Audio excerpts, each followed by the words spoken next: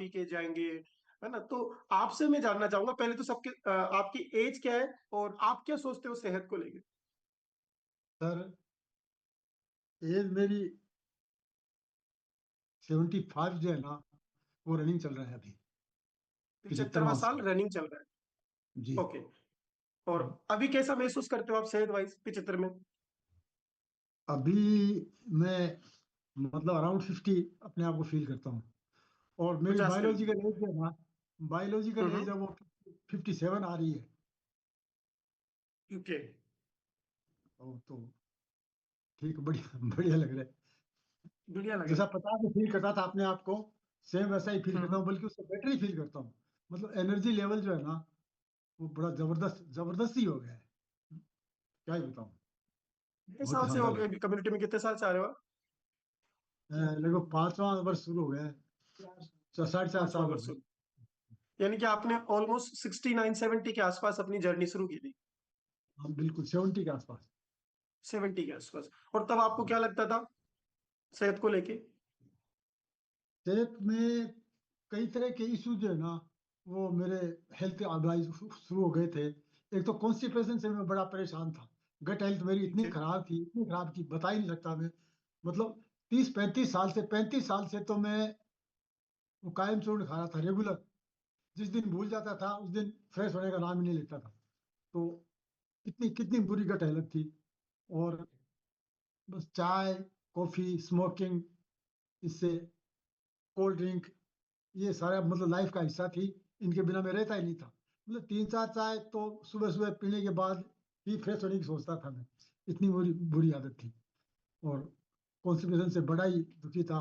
और भी कई तरह के इश्यूज थे, जैसे घुटनों में पेन था, बैक पेन जबरदस्त होने लग गया था, पाँव में जलन होनी थी। और छोटे मोटे कई तरह के इश्यूज, जैसे खर्राटे आना और कुछ आना, मतलब कुछ अजीब तरह के इश्यूज जो है ना, वो कॉन्स्टिपेशन तो था ही था। गैस बनना, एसिडिटी होना, ये सारी चीजें जो है ना वो शुरू हो गई थी। तो हालत जो है ना खराब होनी शुरू हो गई थी। और अभी तब क्या है, जाके इन सब में अभी क्या सुधार हुआ? अब तो सारी चीजें गायब ही होगी सर। मतलब मैं बताऊं आपको, आपने जिन बीमारियों का नाम लिया था ना, ये हम्म। बीपी, शुगर, थायराइड, ये क्या होती है मुझे पता ही नहीं है, मैं जानता ही नहीं सब। मतलब इनके लक्षण क्या होते हैं ये भी मुझे पता नहीं है। मतलब कभी एकदम एकदम फिट फील करता हूँ मैं। कोई कोई इशू नहीं है, एकदम स्वस्थ। एकदम स्वस्थ महसूस करता है अभी। हैबिट्स में ही जो जो आपने बोला ये चीजें थी, चाय कॉफी स्मोकिंग वगैरह, सब दूर है अभी? वो सब गायब हो गई, सब ही गायब हो गई। मतलब क्या है कि पहले तो इतना ज्ञान ही नहीं था। जानते नहीं थे कि भाई इससे क्या कुछ हो सकता है। जब कम्युनिटी में आए और रोजाना इस तरह की बातें सुनते हैं, तो दिमाग पर असर होना शुरू हुआ। तो उनको छोड़ने का प्रयास किया, और वो छूट गई, बड़ी इजीली छूट गई, कोई दिक्कत ही नहीं हुई। और बड़े आराम से, मतलब अब एकदम मेडिसिन फ्री लाइफ जो है ना वो जी रहे हैं। कोई बैड हैबिट नहीं। सलाद टाइम पर लेते हैं। और बाकी जो न्यूट्रिशन और भी सप्लीमेंट्स है ना, वो लगभग सारे ही मैं यूज करता हूँ। और बहुत ही शानदार लगता है। क्या बात है।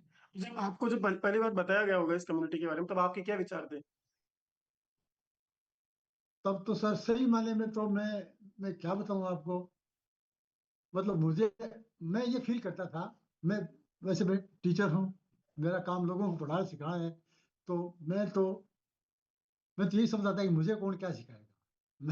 मैंने 40 साल तक लोगों को सिखाया है।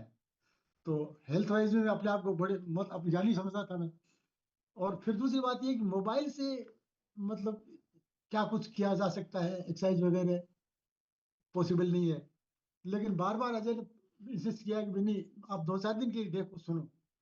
तो देखा देखा तो पता लगा कि हाँ, कुछ हो तो सकता है, एक्सरसाइज तो की जा सकती है। तो ये सोच के मैंने सुनता रहा। लेकिन जब लोगों की शेयरिंग सुनी, तो कतई मुझे सच में यकीन नहीं हुआ कि मतलब ऐसा हो भी सकता है क्या। लगता था जैसे किसी को बिठा दिया है, कुछ पैसे वैसे दे दिया के कि आपको ये बोलना है। तो मतलब, लेकिन जब जब खुद के अंदर बदलाव शुरू हुए, एनर्जी लेवल जो ओके। है ना वो बूस्ट होने लगा। और बस फुर्ती आने लगी, शरीर जो नाचने गाने लगा, एकदम फुदकने लगा।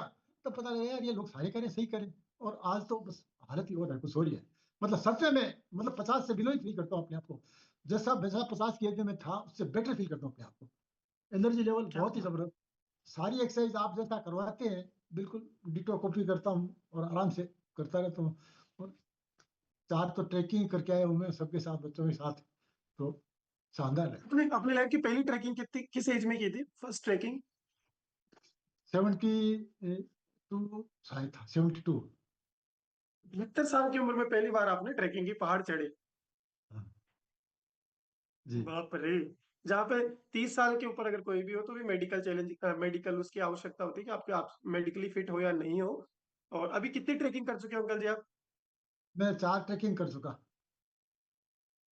4 ट्रैकिंग कर चुके हो, और उसमें शायद इंडिया की हाईएस्ट जो है वो भी हाँ, आप चढ़ के आए हो, केदारकंठा वगैरह चौदह जैसे। हजार दो सौ फीट की हाइट पर चढ़ के आए अभी। अभी रिसेंटली 16,000? 14,200 फीट। 14,200 फीट की हाइट पे अभी रिसेंटली, इसी जी। साल?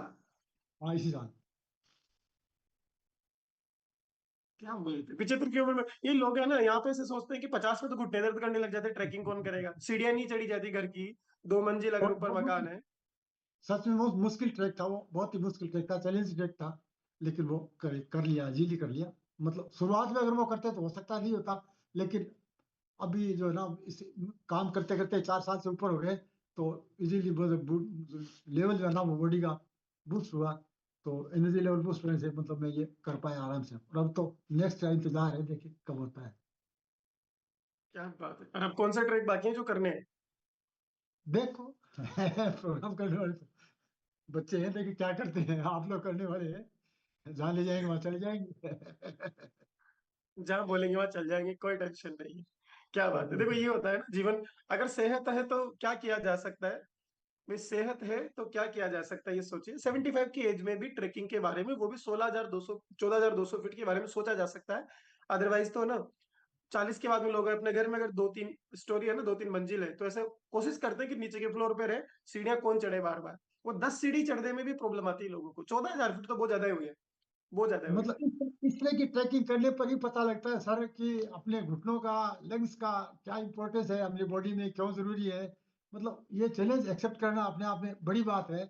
और वास्तव में चैलेंजिंग काम है, बड़ा मुश्किल, सरल नहीं है। आप बैठ के बात करें कि भाई ट्रैकिंग करके आए ये वो, लेकिन अगर जब वास्तव में करें देखें तब पता लगता है कि हाँ वास्तव में सच में बड़ा मुश्किल काम है। मुश्किल है, बट कर लिया। अच्छी इसमें मेरे को मैसेज आ रहा है कि सबसे आगे रहते थे आप लीड करने के लिए, सबके आगे रहते थे। बिल्कुल बिल्कुल। बिल्कुल आगे रहता। क्या बात है। Very good. आपसे लास्ट मैसेज लेते हैं। जीवन में हर हर क्षेत्र में, वो रिश्ते हो, प्रोफेशनल लाइफ हो, पर्सनल लाइफ हो, सेहत की क्या इंपॉर्टेंस है, स्वस्थ रहना कितना जरूरी है सबके लिए? सर जैसा कहा गया है कि हेल्थ इज वेल्थ, सच में ही वेल्थ है। आप सोचिए घर में अगर छोटा सा बच्चा भी अगर अनहेल्दी है, बीमार है, या कोई हेल्थ इश्यू है उसके, तो पूरी फैमिली जो है ना वो इरिटेट रहती है। कुछ किसी काम में मन नहीं लगता, मतलब अनमना रहता है, मतलब चैन नहीं रहता घर में, सुख शांति नहीं रहती। तो और अगर खुद बीमार हो फिर तो क्या ही बात है, उसके लिए दुनिया ही कुछ नहीं है, नरक है मतलब।